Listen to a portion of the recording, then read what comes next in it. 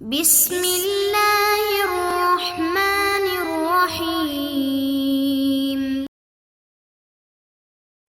نحمدہ ونصلی ونسلم علی رسولہ الکریم، اما بعد۔ عزیز طلبہ، سبق نمبر 244 اور کتاب الفرائض میں آج ہم باب و حساب الفرائض پڑھیں گے۔ اس میں انشاءاللہ آگے بھی کچھ لیکچرز ہوں گے۔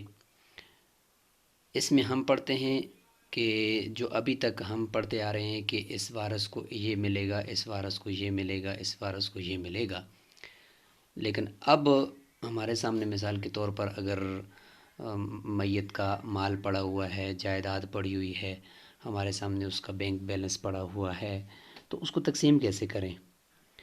یہ تو ہمیں پتہ چل گیا کہ نصف اس کو ملے گا، ربع اس کو ملے گا، ثمن اس کو ملے گا، لیکن وہ نصف، ربع، ثمن کو نیچے ہم جب تقسیم کریں گے مال کو، تو تقسیم کرتے ہوئے مال کے کتنے حصص کرنے پڑیں گے، کس صورت میں کتنا حصہ کرنا پڑے گا، تو یہ ہمیں دیکھنا ہے نا۔ تو انشاءاللہ اس کا آج ہم طریقہ سمجھتے ہیں کہ کس طریقے سے یہ ہم حصص بناتے ہیں۔ اس طریقے سے اول ہم دیکھیں گے، اول کے کبھی ہم مسئلہ یعنی مال کے حصے وہ کم کر دیں گے، نیچے ورثہ زیادہ ہوں گے یا ورثہ کے حصے زیادہ ہوں گے، تو اب ہمیں کیا کرنا پڑے گا کہ اس مال کے حصوں کو بڑھانا ہوگا، تو اس کو اول کہتے ہیں۔ لہٰذا اس کو بھی آج ہم سمجھتے ہیں کہ کب اول کی ضرورت پڑتی ہے اور کب نہیں پڑتی، اور انشاءاللہ ایک ایسا طریقہ ہم اخذ کر لیں گے، سیکھ لیں گے کہ جس سے ہمیں فوراً پتہ چل جائے گا کہ کس وقت مسئلہ کس سے بنانا ہے، وہ پہلے سے ہی اصطلاحات متعین ہو جائیں گی۔ جیسے کہ ہم نے شروع میں پڑھا تھا کتاب الفرائض کے کہ قرآن مجید میں جو حصص متعین کیے ہیں ورثاء کے وہ 6 ہیں، اور اس کے 2 طائفے ہیں، 2 گروپ ہیں ان حصص کے۔ دیکھا جائے تو سب سے پہلے دیکھیں نصف، ربع، ثمن، اور ادھر سے دیکھیں ثلثان، ثلث، سدس، یہ 2 طائفے ہیں، ایک طائفہ اولا اور یہ طائفہ ثانیہ۔ طائفہ اولا میں دیکھیں تو اوپر سے نیچے اگر دیکھیں تو یہ علی التضعیف و تنصیف ہوتا جا رہا ہے نا۔ نصف، اس کا نصف ربع ہے، ربع کا نصف ثمن ہے۔ نیچے سے دیکھیں تو تضعیف ہوتی جا رہی ہے، ڈبل، ثمن کا ڈبل ربع، ربع کا ڈبل نصف۔ ثلثان اور ثلث اور سدس میں بھی یہی ہے، ثلثان کا نصف ثلث ہے، ثلث کا نصف سدس ہے، سدس کا ڈبل ثلث ہے، یعنی 2 سدس مل کر ثلث بنتے ہیں، 2 ثلث مل کے ثلثان بنتے ہیں۔ اچھا، اب ہم یہ دیکھتے ہیں کہ چلو یہ تو ہمیں پتہ چل گیا کہ نصف، ربع، ثمن، ثلثان، ثلث اور سدس، انہی میں سے کوئی نہ کوئی حصہ ورثاء کو مل رہا ہوتا ہے، اور عصبات کے لیے تو آسان معاملہ ہے کہ وہ بچا ہوا مال آخر میں سارا لے لیتے ہیں۔ ذوی الفروض جو ہے نا 12 افراد، وہ کون کون سے حصص ان کے ہوتے ہیں جو قرآن میں متعین کیے گئے ہیں، وہ یہ ہیں نا۔ تو اب اگر کسی کو نصف مل رہا ہے تو نصف ہم کس سے نکالیں گے؟ مثال کے طور پر اگر ہم کہتے ہیں کہ بھئی اس وارث کو نصف دینا ہے مال کا، تو نصف دینے کے لیے کل مال کے کتنے حصے ہمیں کرنا پڑیں گے؟ ظاہر ہے کہ کل مال کے 2 حصے کریں گے تو تب جا کر اس سے نصف نکلے گا نا۔ تو اس لیے نصف کا مخرج یعنی نصف جس مال کے حصے سے نکلے گا وہ ہے 2، اس لیے فرمایا کہ نصف کا مخرج ہے 2، کیونکہ نصف 2 سے ہی نکل سکتا ہے جب مال کے 2 حصے کریں گے۔ تو جب مال کے 2 حصے کریں گے تو نیچے کاپی کے اندر جب ہم اس کو حل کر رہے ہوں گے نا، اس کا نقشہ بنا رہے ہوں گے حصص کا، تو مسئلہ جس سے ہم بنائیں گے تو وہ مسئلہ ہم اس کو کہیں گے۔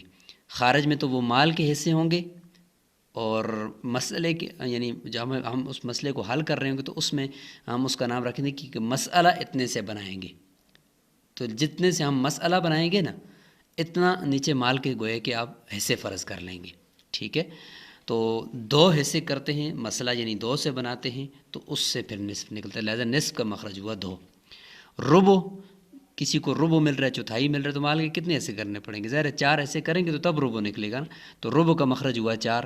یہ نام بھی ربع ہے، صرف نصف کا مخرج 2 ہے تو اس کا نام کا آپس میں ربط نہیں ہے، لیکن ربع کے نام میں بھی ربط ہے۔ ثمن کا مخرج 8 ہے، ثمن 8 کو ہی کہتے ہیں، چونکہ اگر کسی کو ثمن مل رہا ہے تو ہمیں مال کے 8 حصے کرنے پڑیں گے نا، تب جا کر اس میں سے ثمن نکلے گا نا، اس لیے اس کا مخرج ہو جائے گا 8۔ ثلثان اور ثلث یعنی 1/3 اور 2/3، یہ بھی نکالنے کے لیے ہمیں مال کے 3 حصے کریں گے تو تب تہائی نکلے گا نا، پھر 1/3 بھی ہوگا، پھر 2/3 بھی ہوگا، تو لہٰذا ثلثان اور ثلث کا مخرج 3 ہوا۔ سدس کا مخرج 6 ہوا، سدس کا مخرج 6 ہے جی، کیونکہ چھٹا ایسا، تو چھٹا حصے کے لیے پہلے مال کے 6 ایسے کرنے پڑتے ہیں۔ تو یہ ہوگی ان حصص کے مخارج۔ اسی سے ہم آگے پھر مسئلہ بناتے ہیں نا کہ نیچے دیکھتے ہیں کہ ورثاء کون سے ہیں، کس کو کیا مل رہا ہے۔ اگر کسی کو نصف مل رہا ہے تو اوپر مسئلہ 2 سے بناتے ہیں، کسی کو اگر ربع مل رہا ہے تو اوپر مسئلہ 4 سے بناتے ہیں۔ مسئلہ 4 سے بنانے کا مطلب کہ مال کے 4 ایسے کرنے پڑیں گے خارج میں، اور اس میں سے ربع اس کو دینا پڑے گا۔ اب ہم باقاعدہ مسئلہ بنانے کے لیے ہم اس بات تک پہنچ چکے ہیں کہ جب ہمیں مخارج کا پتہ چل گیا ہے تو دیکھیں اگر میت کے ورثاء میں سے کوئی ایک ایسا ہی وارث ہے کہ جس کو نصف مال ملتا ہے، مثال کے طور پر صرف بیٹی ہے پیچھے اس کی، تو بیٹی کو صرف نصف ملتا ہے، تو مسئلہ کس سے بنائیں گے؟ دو سے بنائیں گے، کیونکہ نصف مل رہا ہے تو نصف نکالنے کے لیے نصف کے مخرج جو ہوتا ہے اس سے مسئلہ بنائیں گے نا۔ تو لہٰذا جب خلاصہ یہ نکلا کہ حصص سے 6 جو تھے، 6 حصص، اگر یہ الگ الگ آ جائیں، اکیلے آ جائیں، تو مسئلہ کس سے بنائیں گے؟ انہی کے مخرج سے بنائیں گے۔ لہٰذا نصف صرف مل رہا ہے، میراث میں صرف نصف آیا ہے، کسی وارث کو مل رہا ہے، تو لہٰذا مسئلہ 2 سے بنائیں گے اور آدھا اس کو دے دیں گے، اور باقی جو آدھا مال ہے وہ ایک ایسا مال وہ کہاں جائے گا؟ آگے ذوی الارحام کی طرف یا بیت المال کی طرف یا کسی اور طرف۔ اور اگر کوئی میت فوت ہو گیا اور اس کے پیچھے صرف وارث ایک ایسا ہے کہ جس کو ربع مل رہا ہے، مثال کے طور پر صرف اس کی بیوی ہے اور کوئی بھی نہیں، تو بیوی اگر اکیلی ہو تو اس کو ربع ملتا ہے، لہٰذا اس صورت میں مسئلہ 4 سے بنائیں گے کیونکہ ربع کا مخرج 4 ہے۔ اگر کوئی وارث ایسا ہے کہ پیچھے اس کو صرف سمن مل رہا ہے، اس کو صرف سمن مل رہا ہے، مثال کے طور پر بیوی ہے اور باقی 7 اولاد ہے، تو اولاد یعنی بیٹا ہے تو بیٹا سارا مال بقیہ لے لے گا، اور ایک کو جو ہے وہ سمن مل رہا ہے، تو ایسا مسئلہ 8 سے بنے گا، بیوی کو 8 مل رہا ہے۔ ثلثان اور ثلث آگے ہیں مسئلے میں، تو مسئلہ 3 سے بنائیں گے، اس میں سے ثلثان اور ثلث آسانی سے نکل جائے گا۔ سدس ہے، کسی وارث کو مل رہا ہے، صرف ایک سدس آیا ہوا ہے مسئلے میں، تو لہٰذا مسئلہ 6 سے بنا کر سدس کو دیں گے، بقیہ مال جو ہے وہ عصبات ہوں گے ساتھ ان کو دے دیں گے۔ تو یہ ہو گیا کہ خلاصہ کہ اگر حصے سے 6 میں سے کوئی ایک الگ آ جائے، اکیلا آ جائے، تو اسی کی مخرج سے مسئلہ بنائیں گے۔ اب آگے کہ جب حصے سے 6 متعدد ہوں، ایک نہیں آیا بلکہ ایک سے زیادہ آئے ہوئے ہیں مسئلے میں، ورثاء میں ایک بعض کو نصف مل رہا ہے، بعض کو کچھ اور مل رہا ہے، بعض کو کچھ اور مل رہا ہے، لیکن اس میں پھر 2 صورتیں ہوں گی۔ ایک صورت تو یہ ہوگی کہ حصے سے 6 متعدد تو ہیں لیکن ایک ہی طائفے سے ہیں، یعنی نصف، ربع اور ثمن، ان میں سے 2 آگے ہیں یا 3 آگے ہیں، یا ثلثان، ثلث اور سدس، ان میں سے کوئی 2 یا 3 آگے ہیں، تو اس طریقے سے آگے ہیں۔ تو لہٰذا اگر حصے سے 6 متعدد ہیں لیکن ایک ہی طائفے سے ہیں، تو وہاں پہ دیکھیں کہتے ہیں کہ اس طریقے سے نصف اور ربع آ جائیں، نصف اور ربع جمع ہو جائیں، تو مسئلہ ان میں سے اقل کے مخرج سے بنے گا، یہ اصول یاد رکھیں۔ تو ربع اقل ہے، نصف بڑا ہے، تو لہٰذا ربع کے مخرج 4 سے مسئلہ بنائیں گے، تب اس میں سے ربع بھی نکل سکے گا اور نصف بھی نکل سکے گا۔ اگر ہم نصف سے کے مخرج 2 سے مسئلہ بناتے ہیں پھر ربع نہیں نکلتا۔ نصف اور سمن یا ربع اور سمن جمع ہو جائیں تو مسئلہ سمن کے مخرج 8 سے بنے گا، چونکہ یہ اقل ہے تو اس سے مخرج بنائیں گے، مسئلہ بنائیں گے تاکہ 8 نکل سکے۔ اس طریقے سے ادھر ثلثان اور ثلث جمع ہو جائیں تو مسئلہ 3 سے ہی بنے گا، لیکن ثلثان، ثلث اور سدس بھی ساتھ جمع ہو جائے تو مسئلہ ان کے اقل کے مخرج یعنی 6 سے بنے گا۔ دوسری صورت جس میں حصص متعدد ہوں لیکن ایک ہی طائفہ میں نہ ہوں لیکن مختلط ہوں، یعنی ایک طائفے سے بھی ہیں دوسرے طائفے سے بھی ہیں، اب اس صورت میں کس طریقے سے مسئلہ بنائیں گے، یہ بہت اہم پوائنٹ ہے۔ لہٰذا نصف اگر ادھر ثلثان یا ثلث یا سدس میں سے کسی ایک کے ساتھ مل جائے، کل یا بعض کے ساتھ مل جائے، نصف دوسرے طائفے کے کل یا بعض کے ساتھ مل جائے، مسئلے کے اندر کچھ ورثاء ہیں، کسی کو نصف مل رہا ہے، کسی کو ثلث مل رہا ہے، کسی کو سدس مل رہا ہے مثال کے طور پر، تو مسئلہ کس سے بنائیں گے؟ کہتے ہیں ہمیشہ مسئلہ 6 سے بنے گا، ہمیشہ جب نصف دوسرے طائفہ کے کل یا بعض کے ساتھ جمع ہو جائے تو مسئلہ ہمیشہ 6 سے بنے گا۔ ربع دوسرے طائفہ کے کسی ایک کے ساتھ مل جائے تو مسئلہ ہمیشہ 12 سے بنے گا۔ سمن کسی دوسرے طائفہ کے کسی حصے کے ساتھ مل جائے تو مسئلہ ہمیشہ 24 سے بنے گا۔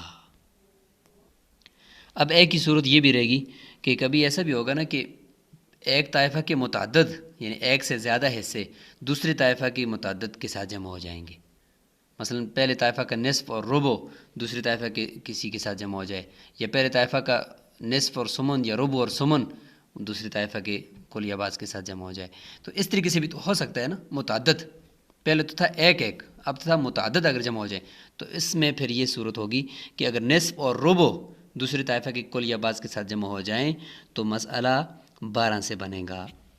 نصف اور ربع اگر دوسری طائفہ کے کل یا بعض کے ساتھ جمع ہو جائیں تو مسئلہ پہلے طائفہ کے اقل کے مخرج کے اعتبار سے بنے گا۔ تو اقل کیا ہے؟ ربع۔ تو ربع جب ملتا تھا تو 12 سے مسئلہ بنتا، تو لہٰذا یہاں پر بھی 12 سے ہی مسئلہ بنے گا۔ نصف اور ربع یا نصف اور ثمن، نصف اور ثمن یا ربع اور ثمن، یہ آپس یعنی یہ ہو جائے کہ نصف اور ربع جمع ہو گئے، یہ تو ہم نے بتا دیا کہ 12 سے بنے گا۔ نصف اور ثمن یا ربع اور ثمن، یہ یہاں پہ اس طرح ہے، نصف اور ثمن یا ربع اور ثمن جمع ہو جائیں تو مسئلہ کس سے بنے گا؟ مسئلہ 24 سے بنے گا، کیونکہ ثمن یہاں پہ اقل ہے، لہذا پہلے طائفہ کے اقل کے مخرج کے اعتبار سے مسئلہ بنے گا۔ نصف اور ثمن اور ربع اور ثمن جمع ہو جائے گی تو مسئلہ 24 سے بنے گا، یعنی دوسرے طائفہ کے کل یا بعض کے ساتھ جمع ہو جائیں تو۔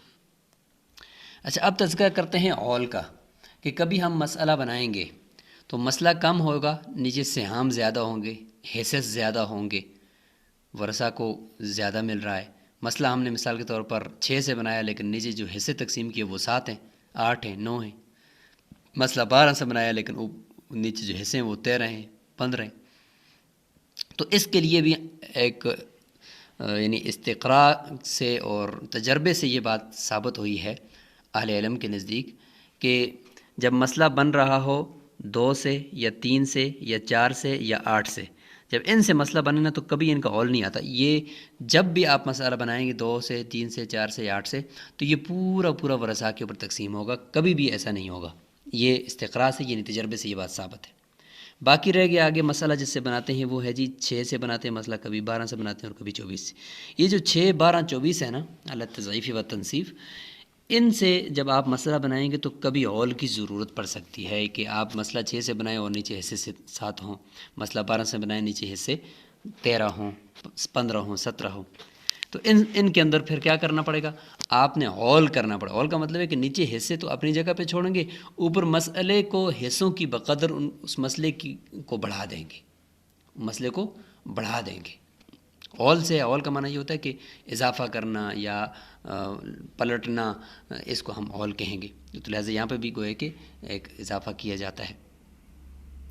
عدد اگر 6 ہو، مثلا مسئلہ 6 سے آپ نے بنایا تو 6 کا اول وہ جفت اور طاق دونوں طریقے سے 10 تک آ سکتا ہے۔ 7 کی طرف بھی اس کو لے جا سکتے ہیں، 8 بھی، 9 بھی اور 10 بھی۔ یعنی کبھی ایسا بھی ہو سکتا ہے کہ 7 تک نیچے ایسے 7 ہوں تو 7 تک مسئلے کو 6 کے بجائے 7 کر دیں، یا 8 کر دیں، یا 9 کر دیں، یا 10 تک کر دیں۔ 12 کا اول بھی ہوتا ہے، لیکن طاق تعداد میں 17 تک، یعنی 13، 15 اور 17 تک اس کا اول ہوتا ہے۔ تجربے سے، استقراء سے یہ بات کلیئر ہے۔ اور 24 کا اول 27 تک آتا ہے، لیکن عبداللہ بن مسعود رضی اللہ عنہ کے نزدیک ایک صورت ایسی ہے جس میں وہ کہتے ہیں کہ ابن قاتل، ویسے تو وہ محروم ہوتا ہے نا میراث سے، لیکن وہ حجب حرمان دے سکتا ہے یا حجب نقصان دے سکتا ہے یا نہیں دے سکتا۔ تو ان کے مسلک کے مطابق وہ حجب حرمان جو ہے وہ ان کے مسلک کے مطابق یعنی جو محروم ہوتا ہے تو وہ حجب حرمان ان کے نزدیک نہیں دیتا، حجب نقصان دیتا ہے۔ تو اس میں پھر ایک صورت میں وہ کہتے ہیں کہ اول جو ہے وہ 31 کی طرف بھی آ سکتا ہے، وہ انشاءاللہ جب ہم پڑھیں گے تفصیل سے تو اس میں دیکھ لیں گے۔ ٹھیک ہے جی، تو یہ ہو گیا جی اول سے متعلق بات۔ اچھا، جب مسئلہ بناتے ہیں نا تو اس طریقے سے بناتے ہیں، دیکھیں یہ ایسے کر کے پہلے میت کی طرح ایک لمبی لائن کھینچی جاتی ہے، گویا کہ یہ میت ہے، اور نیچے اس کے ورثاء لکھے جاتے ہیں اس طریقے سے۔ مثال طور پر اگر میت شوہر ہے تو نیچے اس کی مثال کے طور پر یہ ایک زوجہ ہے، اور بیٹا اس کا تو ساتھ لکھا جاتا ہے کہ یہ ابن ہے، بیٹی ہے تو ساتھ لکھا جاتا ہے کہ یہ بنت ہے، ٹھیک ہے۔ بھائی بھی ہے تو ساتھ لکھا جاتا ہے اخ۔ بھائی کون سے؟ اگر حقیقی بھائی ہے تو اس کو کہا جاتا ہے اخ عینی، تو عین اس کے ساتھ لکھا جاتا ہے۔ اگر بھائی جو ہے وہ باپ شریک ہو تو اخ علی ہوتا ہے، تو عین لام ساتھ لکھا جاتا ہے۔ اگر ماں شریک ہو تو اخ خیفی، تو اخ اور ساتھ خا ڈالا جاتا ہے۔ تو اس طریقے سے یہ اصول ہوتے ہیں لکھنے کے۔ پھر اوپر مسئلہ، یعنی جو خارج میں مال کے حصے کرنے پڑتے ہیں، تو یہاں مسئلے اس کو مسئلہ سے تعبیر کرتے ہیں۔ مسئلہ مثال کے طور پر یہ دیکھیں، ابھی زوجہ ہے، ابن ہے، بنت ہے اور اخ ہے. تو زوجہ کو جب اولاد ہو تو ہم نے پڑھا تھا نا کہ زوجہ کو سمن ملتا ہے، اسی کے وَلَهُنَّ سُمُنُ، یعنی ان کا نا، یعنی تمہارے لیے اگر اولاد ہو تو پھر بیویوں کو سمن ملے گا. تو سمن ہے. اور ادھر جو ہے ابن اور بنت جب مل جائیں گے تو آپس میں عصبہ ہوں گے. تو مسئلہ چونکہ یہاں پہ صرف سمن آیا ہوا ہے مسئلے میں، تو مسئلہ 8 سے بنے گا مثال کے طور پر، کیونکہ سمن کے مخرج 8 سے مسئلہ بنتا ہے جب سمن اکیلا آ گیا. لہٰذا 8 میں سے 1 اس کو دے دیا، اور بقیہ جو 7 ہیں وہ ان دونوں کے درمیان تقسیم ہو جائے گا. اس طریقے سے لکھتے ہیں، 7 میں سے جو ابن ہوگا اس کو ڈبل ملے گا اور بنت کو سگن ملے گا. تو لہٰذا 7 میں سے ہم اس 7 کے گوئے کہ 2، یعنی ہم یہ سمجھیں گے کہ یہ بنت ہے اور ابن بھی 2 بنت کے مقام ہے، تو گوئے کہ 3 بنات ہیں یہاں پر، 3 بنات کو 7 دیں گے. تو پھر اس طریقے سے ہم اس کو تقسیم کرتے ہیں. جب کسر آتی ہے تو پھر آگے تصحیح کے قاعدے بھی انشاءاللہ ہم پڑھیں گے. اور جب عصبات میں سے ابن موجود ہے تو پھر اخ عصبہ جو ہے وہ محروم ہو جاتا ہے. تو جب محروم ہوتا ہے تو پھر اس کو اس طریقے سے اس کے نیچے میم لکھ دیتے ہیں. تو یہ مسئلہ بنانے کا طریقہ ہوتا ہے. انشاءاللہ آگے تصحیح کے باب میں ہم تفصیل سے اور بھی دیکھیں گے اس کو.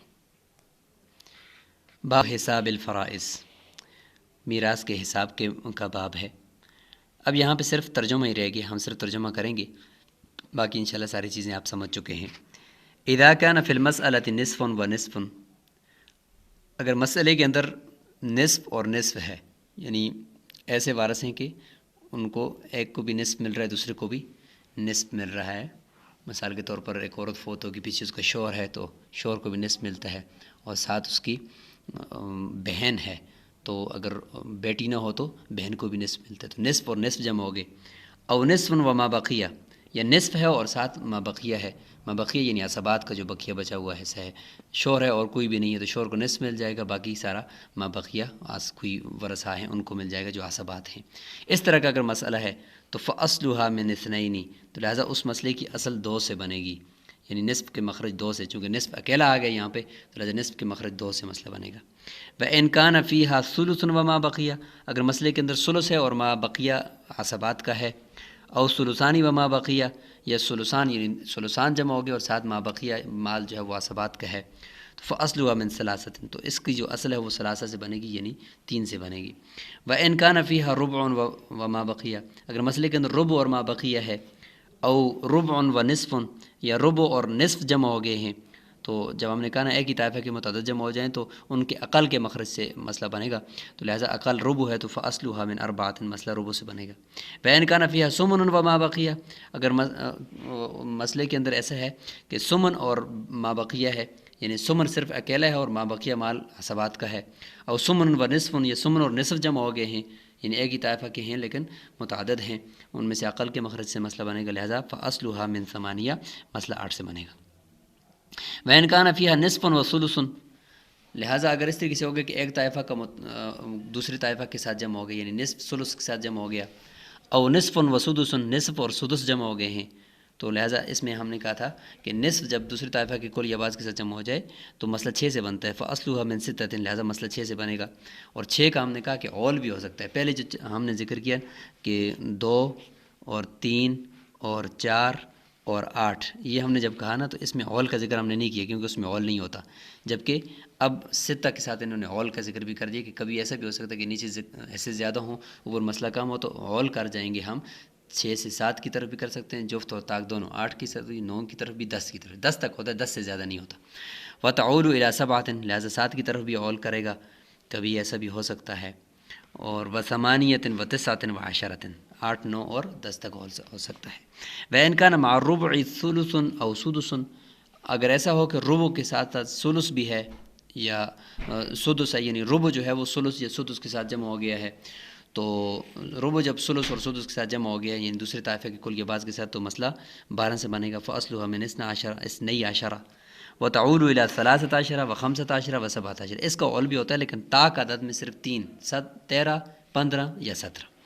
وَإِذَا كَانَ مَعَ الثُّمُنِ سُدُسَانِ، اگر ایسا ہو گیا کہ ثمن جو ہے وہ سدسان کے ساتھ جمع ہو گیا، 2 سدس ہیں، سمن ان کے ساتھ جمع ہو گئے، او ثلثان یا ثلثان کے ساتھ جمع ہو گئے، فاصلها من 24 تو مسئلہ 24 سے بنے گا. جب سمن دوسری طائفہ کی کلی آواز کے ساتھ جمع ہو جائے تو مسئلہ 24 سے بناتے ہیں.